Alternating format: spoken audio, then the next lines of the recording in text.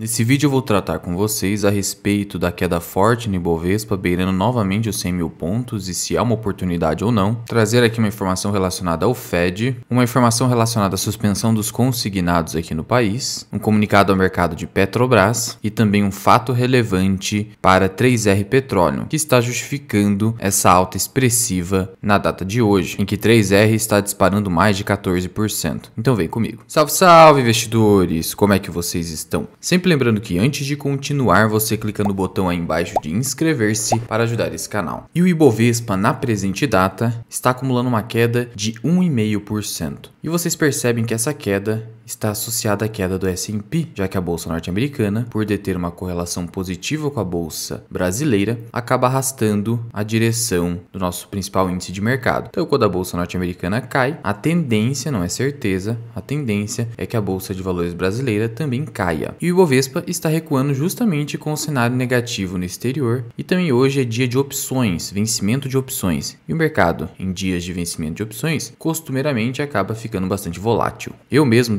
tenho aqui opções de Marfrig, fiz a venda dessas puts, um total de 1.500 puts, vencimento na data de hoje e vou acabar embolsando o prêmio. Por quê? Porque o preço não chegou aqui no strike, o preço da ação. Nesse momento, a Marfrig negocia a 7,31, bem afastada do preço de exercício, inclusive subindo com a especulação relacionada ao aumento de exportações para a China, porque a China está enfrentando uma peste suína que pode acabar fazendo com que haja uma necessidade maior de importação da carne por empresas brasileiras. E 3R Petróleo, nesse momento, beirando 15% de alta, uma alta muito relevante, contra uma queda de 0,88% de PetroRio. Então você percebe que é um evento isolado de 3R, já que as duas são do mesmo setor e mesmo assim, só a 3R está disparando tão forte num dia de queda do mercado, em que Santander cai mais de 3%, Indústrias Home 4%, Petrobras caindo um pouquinho. A maioria das ações aqui do Ibovespa e as principais ações da nossa carteira estão caindo, até mesmo o Banco do Brasil negociando aqui a R$ 37,00. E uma preocupação dos investidores que está pressionando as bolsas mundiais é justamente o fato de que o sistema bancário segue em risco. Para você ter uma ideia, óbvio que lá nos Estados Unidos, mas para você ter uma ideia, bancos nos Estados Unidos estão pegando empréstimos com o Fed da ordem de 164,8 bilhões de dólares. É muito dinheiro saindo do Banco Central norte-americano e esse dinheiro sai do pagador de impostos. Isso gera ainda mais inflação, ainda mais necessidade de aumento de juros e vira aquele caos. Contudo, se o Fed não socorrer os bancos, a quebradeira poderá causar efeitos ainda piores. São escolhas trágicas. Qualquer escolha terá um resultado ruim. E aí compete ao Fed escolher a menos pior. E aí aparentemente seria justamente a concessão de um empréstimo bilionário. O problema disso é que a gente sabe que vai haver inflação. O CPI, que é o índice de preços ao consumidor nos Estados Unidos, o equivalente nosso seria o IPCA, está com a projeção de alta de 0,4%. Isso aqui é o IPCA, então a inflação nos Estados Unidos está como se fosse uma inflação brasileira. Isso aqui é muito raro de acontecer. A inflação nos Estados Unidos chegou a acelerar alta de 9,1% durante 2022. E o engraçado é que até 2021, a Janet Yellen dizia que nada ia acontecer, que não haveria inflação nos Estados Unidos, que era um evento pontual. Um grande absurdo. Todo mundo sabia que haveria inflação porque a postura de impressão de moeda e aumento do supply de forma desproporcional ao aumento da produtividade estava gerando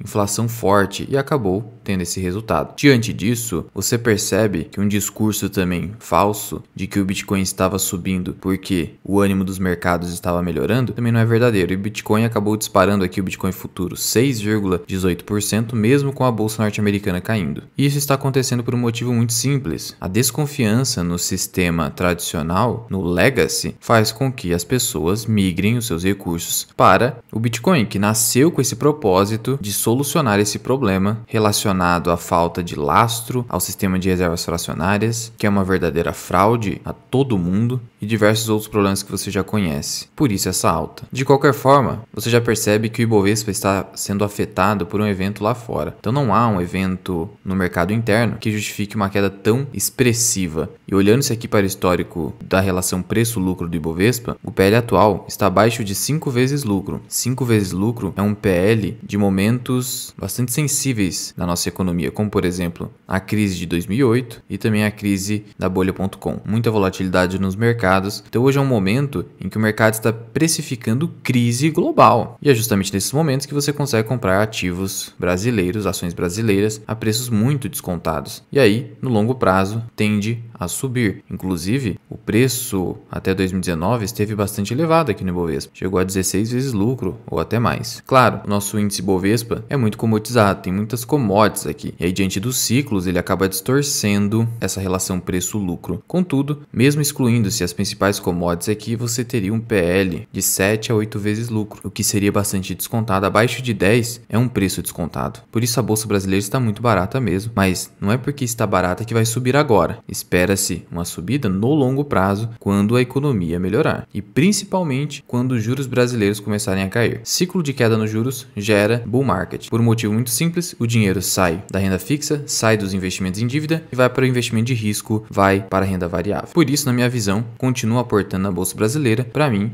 é uma oportunidade, não é recomendação nenhuma. E atualizando aqui a respeito dos consignados, além do Itaú, do Bradesco, que já suspenderam consignados, o Banco do Brasil e também a Caixa suspenderam, porque esse teto determinado de 1,7% pelo governo é completamente impraticável no mercado. Até mesmo o Banco do Brasil, que é controlado pelo governo federal, se opõe a essa medida. E se o governo não se retratar dessa decisão, praticamente todas as instituições financeiras vão seguir por esse caminho e o consignado vai ser suspenso para todo mundo. É por isso que canetada nunca vai funcionar, porque a realidade sempre vai se impor. E prosseguindo com Petrobras, ela soltou um comunicado ao mercado informando que não há fundamentos para suspender os desinvestimentos que já foram assinados. E aqui está o comunicado ao mercado, que se refere a um fato relevante do dia 1º de março de 2023. Nesse fato relevante constou o seguinte, que o Ministério de Minas e Energia solicitou a suspensão das alienações, ou seja, vendas de ativos por 90 dias, em razão da reavaliação da política energética nacional atualmente em curso e da instauração da nova composição do Conselho Nacional de Política Energética. Ou seja, o Ministério de Minas e Energia disse o seguinte, olha, suspende todas essas alienações, todas essas vendas de ativos, porque a gente está reestruturando. E aí a Petrobras veio e respondeu, por meio desse comunicado ao mercado, dizendo o seguinte, que a sua diretoria executiva encaminhou para apreciação do Conselho de Administração a seguinte proposta de ofício. Procedemos o estudo preliminar sobre os processos de desinvestimentos e até o momento não verificamos fundamentos pelos quais os projetos em que já houve contratos assinados sejam suspensos. Os processos em que não houve contratos assinados seguem análise. Então, por enquanto, a diretoria já disse o seguinte, olha, não tem fundamento para suspender, por que vocês querem suspender um negócio já perfeito e acabado? Claro que o Conselho de Administração pode vir a não aceitar essa proposta de ofício da diretoria, e aí por isso o mercado aguarda a definição a respeito disso. Sendo que essa suspensão seria muito negativa, porque atrapalharia esse processo de desinvestimentos que vem desde 2016 e que vem dando bons frutos para a Petrobras, para o mercado, inclusive gerou a ascensão de empresas como PetroRio, PetroRecôncavo e 3R Petróleo. Mas parece que o governo atual não está interessado mais nesse procedimento.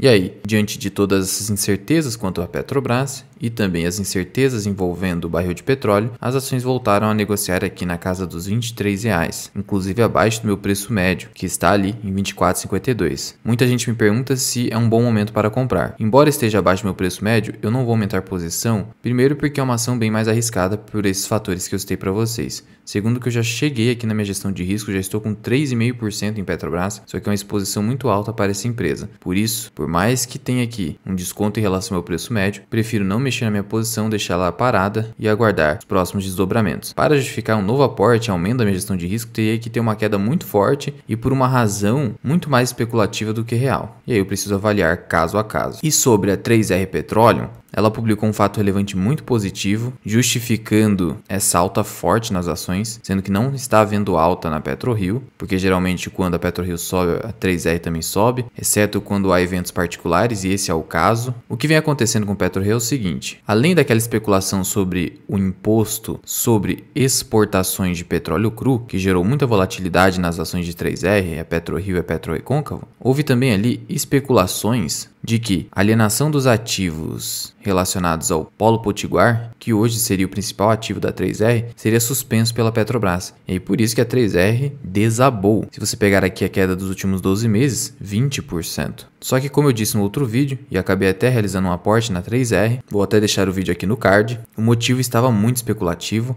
a 3R não tinha confirmado nada, e agora veio o fato relevante, dizendo que a Petrobras ratificou a continuidade do processo de transição do Polo Potiguar, ou seja, confirmou, manteve esse processo de venda. Somado ao fato de que a diretoria da Petrobras está mantendo as vendas, não vai suspender. Claro que o conselho de administração da Petrobras pode vir a tomar decisão diferente, mas por enquanto, diante de todo esse cenário, me parece que essa venda vai ser mantida. Mas tudo pode acontecer no Brasil, precisamos estar vigilantes. Por isso que as ações voltaram a negociar aqui acima dos R$30, sendo que eu acabei pegando 3R, 200 ações a R$27,71. Não é recomendação. E olha só o que reforça o meu aporte em 3R Petróleo. Os dados da sua produção em janeiro e também em fevereiro. Em janeiro, os dados da produção demonstram um crescimento em relação ao ano anterior de 23,5%. Em relação ao quarto trimestre de 2022, um crescimento de 50%. Então, todo aquele crescimento prometido pela empresa na sua capacidade produtiva está sendo concretizado. E aqui os dados de fevereiro, que foram recentemente publicados, houve sim uma queda em relação a janeiro, mas ainda assim a produção supera o quarto trimestre de 2022, terceiro trimestre, segundo e o primeiro. Então esse primeiro trimestre de 2023